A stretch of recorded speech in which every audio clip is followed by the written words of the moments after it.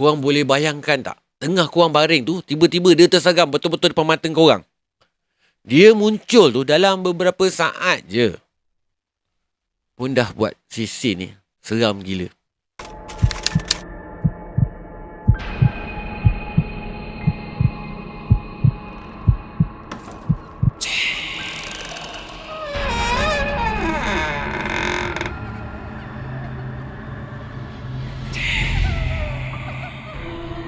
اللهم صل على سيدنا محمد وآله وصحبه وسلم. Bismillahirrahmanirrahim. Allahumma salli ala Sayyidina Muhammad. Assalamualaikum warahmatullahi wabarakatuh. Salam sejahtera, salam satu Malaysia, salam satu Nusantara. Selamat kembali ke Malam Mistik. Welcome back guys to Malam Mistik. Cerita kali ni guys, aku petik daripada sebuah grup FB, FB grup Kisah Seram Makhluk Gaib yang dikongsikan oleh akaun FB bernama Hanis Mikail. Kalau yang mana minat baca tu, bolehlah terus tekan link kat description aku ni guys. Aku dah kongsikan pun link cerita tu. Tapi kalau korang nak kerja mudah, korang dengar je aku bercerita ni. Yang ni lebih mudah atau aku panggil shortcut je. Kisah ni berlaku dekat Negeri Sembilan guys. Si pencerita ni tak mention pula kat mana spesifik tempat ni berlaku. Tapi dia dah ada mention dah kat sebuah pusat peranginan. Kat sebuah apartmen yang agak popular juga dekat kawasan Negeri Sembilan ni. So korang fikir sendirilah kat mana tempat tu. Aku tak nak memandai-mandai. Nanti salah tempat, salah cakap, kena saman pula. Siapa pula yang nak kena bayarkan nanti. So korang agak-agak lah kat mana pun. Lepas tu korang tulis kat ruangan komen tu. Kalau korang dah tahu, boleh agak kat mana tempat yang aku nak ceritakan ni. Aku pun nak tahu juga. So guys, sebelum aku nak sambung cerita kali ni, seperti biasa, jangan lupa bantu aku subscribe channel aku ni. Jangan lupa tekan loceng kalau korang nak menerima notifikasi daripada channel Anas Rahmat ni. So, apa tunggu lagi? Jom layan cerita ni guys. Let's go!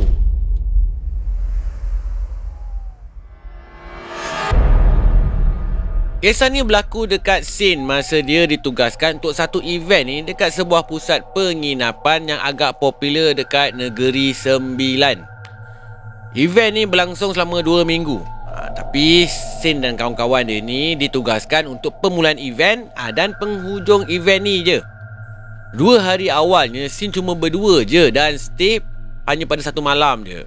Dan penghujung event pula Sin kena stay 3 hari 2 malam dengan 3 lagi kawan dia. Tempat yang dia stay ni kat tepi pantai. Konsepnya seperti apartmen. Satu apartmen tu ada 2 bilik. Masa permulaan stay ni, Sin ni tak diganggu apa-apa pun. Cuma kawan dia je yang acah-acah nak tidur lambat. Lepas tu diganggu dengan bunyi almari diangkat ataupun diseret daripada tingkat atas apartmen dia orang duduk ni. Lepas tu dia terasa macam ada kelibat yang lalu lalang berhampiran dengan dia. Teruslah dia berlari masuk bilik dan terus tidur.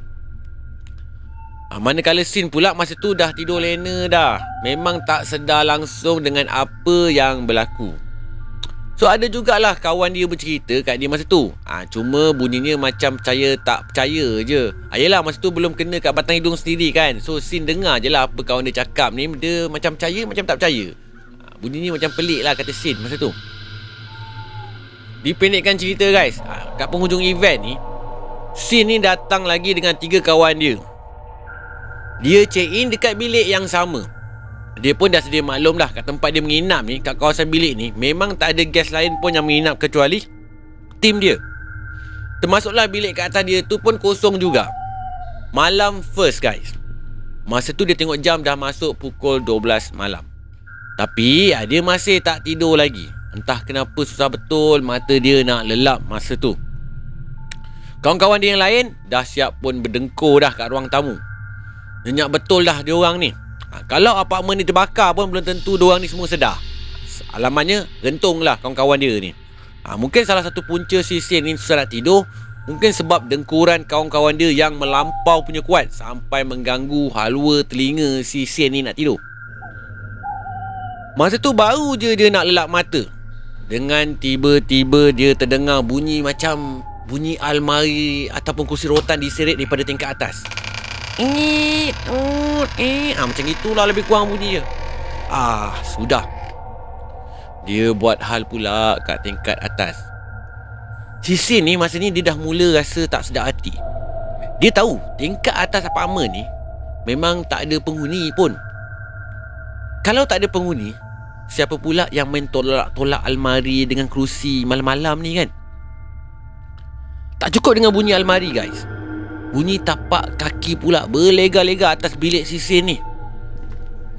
Dalam hati si Sin ni, dalam otak dia ni, lantak korang lah, jangan muncul depan aku. Sudah, bisik hati si Sin ni sambil membebel-bebel lah mulut dia tu. Tak lama lepas tu, dia pun terlelap. Malam kedua, lepas habis tugasan je, waktu dah hampir pukul 11 malam. Sengaja dia lepak kejap dengan kawan-kawan lain sebelum dia nak masuk ke dalam bilik tu, supaya bila sampai bilik nanti dia dah rasa penat dan terus masuk bilik, terus tidur je. Lepak punya lepak. Dia tengok jam dah dekat pukul 2:30 pagi dah.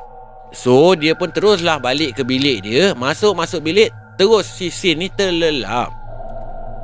Ingatkan bila dah terlelap tu, dah settle lah semua hal seram macam kes semalam tu. Tak guys, takat terlelap tu baru permulaannya je. Sin terjaga dari tidur dia tu dalam jam 4 pagi macam tu. Dalam hati dia ni, sudah, kenapa pula aku ni boleh terjaga pukul 4 pagi ni? Kawan-kawan lain dia tu memang tengah syok berdengkur dah. Memang dia seorang je yang terjaga masa tu. Kebetulan katil dia tu menghadap ke tingkap. Dia toleh ke kanan, nampak ruang tamu, sebab pintu bilik dia tu memang tak bertutup pun. Si Sin ni, dia masih bela lagi kat atas katil, termanggu-manggu otak dia, mengenangkan nasib apa yang akan jadi kat dia lepas ni kalau dia masih tak mampu ataupun tak dapat nak lelapkan mata dia. Dia dah boleh agak guys, benda ni nak mengacau dia lagi ni. So beberapa kali jugalah dia cuba paksa diri dia ni untuk sambung tidur. Tapi lihat betul mata dia ni nak pejam. Kalau pejam pun just pejam-pejam ayam dia tu, tapi tak tidur pun. Tengah kepala otak dia ni mengerawang entah apa yang dia fikirkan masa tu, tiba-tiba dia terdengar satu suara budak dekat luar tingkap apartmen dia. Rio betul bunyinya, macam bunyi budak-budak tengah bermain-main riang macam tu. Dah lah apartmennya kat tingkat 2, tak mungkin pun budak-budak ni boleh main dekat luar apartmen. Budak-budak ni boleh terbang ke? Dalam hati Sin pun berkata guys, jadahnya korang ni, waktu-waktu macam ni pun korang boleh pula bersukaria ni. Aku nak tidur ni. Dalam hati si Sin ni, dia dah mula memaki Hamun dah. Macam-macam dia Hamun dah. Dalam dia tengah mengonggong bebel sambil berbaring tu, dengan tiba-tiba satu lembaga hitam ni muncul betul-betul dekat depan dia. Betul-betul kat depan muka ni. Korang boleh bayangkan tak? Tengah korang baring tu, tiba-tiba dia tersergam betul-betul depan mata korang. Dia muncul tu dalam beberapa saat je pun dah buat si Sin ni seram gila. Lembaga hitam tu bentuknya macam budak lelaki, tapi tak besar sangat, tak kecil sangat. Mukanya pula tak berapa nak jelas. Dalam masa sama, si Sin ni bersyukur juga sebab benda ni tak tonjolkan muka dia. Tak adalah nampak muka hodoh ke, muka seram ke kan. Kalau dia muncul dalam bentuknya yang menyeramkan, boleh pengsan juga dibuatnya, kata Sin ni. Jarak kemunculan lembaga hitam tu lebih kurang setengah depa je daripada muka dia. Maksudnya guys, memang dekat sangat lah. Si Sin ni, dia ingat tahap tu je benda ni akan mengganggu dia. Baru je dia nak tarik nafas lega, dengan tiba-tiba dia rasa macam dia kena tarik hingga dia terjatuh daripada atas katil tu. Tak habis kat situ guys, dia terus ditarik keluar daripada bilik dia sampai dekat depan pintu tandas tu. Betul-betul ekstrim benda ni. Masa kena tarik tu, Sin ni dah meronta-ronta dah masa tu. Gila kau, siapa yang tak cuak kan? Si Sin ni cuba jerit, tapi suara dia tu macam tak lepas, macam tersangkut kat tekak ni. Susah dia nak detailkan macam mana kejadian tu, sebab laju sangat kejadian ni berlaku. Surah ke ataupun apa-apa ayat yang dibaca tu pun semua dia tak ingat dah. Sebab dia memang dah panik sangat masa tu. Dari bilik ni dia ditarik ni sampai depan pintu tandas, dekat ruang tamu dia tu.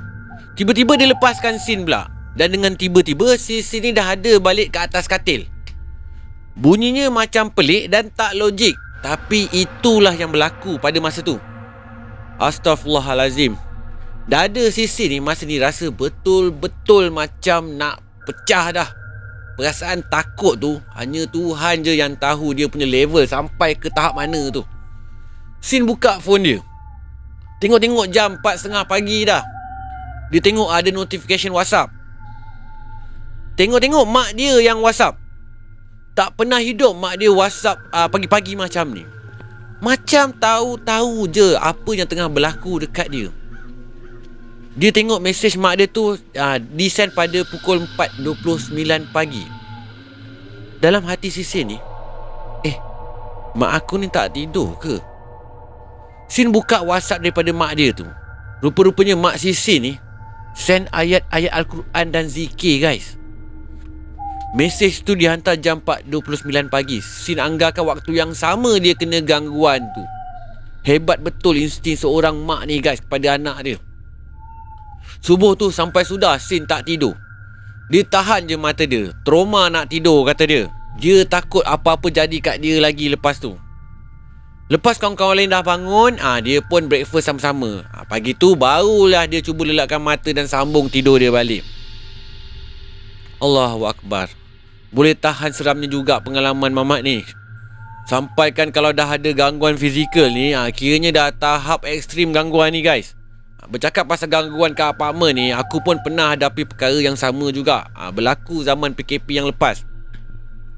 Aku ni kan duduk kat area JB. So maklumlah, kawasan apartmen yang aku duduk ni memang rata-rata orang yang duduk ni kebanyakannya bekerja kat Singapura. Apartmen aku ni, guys, memang tak ramai penghuninya masa PKP. Bukan tak ramai, tapi ramai yang tersangkut kat Singapura masa tu, tak boleh nak balik. Bila kedua-dua kerajaan, baik kerajaan Singapura dengan kerajaan Malaysia ni tutup border, so akibat lama sangat rumah-rumah ni ditinggalkan, kadang-kadang tu masa tu aku boleh dengar ada orang yang gerakkan perabot kat atas rumah aku ni. Padahal aku sendiri pun memang dah maklum atas rumah aku ni memang tak ada orang pun. Masa mula-mula tu aku dengan anak bini aku ni terasa seram jugalah. Bila dah kerap sangat berlaku, aku dah rasa macam rutin pula. Kadang-kadang tu bukan dengar bunyi orang tolak perabot je, kadang-kadang dengar bunyi budak main guli, budak berlari atas rumah kan, budak bising. Tapi sekarang ni dah tak ada lagi dah. Sejak border dah buka balik, owner rumah pun dah balik semula, dah tak sunyi sangat lah kawasan apartmen aku ni. Rumah atas pun dah ada yang duduk balik dah. So aku bersyukur lah. So kalau tiba-tiba kalau aku dengar kecoh-kecoh daripada apartmen atas rumah aku ni, maksudnya orangnya tengah ketuk sama belacan lah agaknya. Sebab pagi-pagi nak bawa sarapan agaknya. Aku pun tak tahulah kan, mungkin lah kan. Okay guys, sampai sini je Malam Mistik kali ni. Seperti biasa, jangan lupa hit like and subscribe button tu.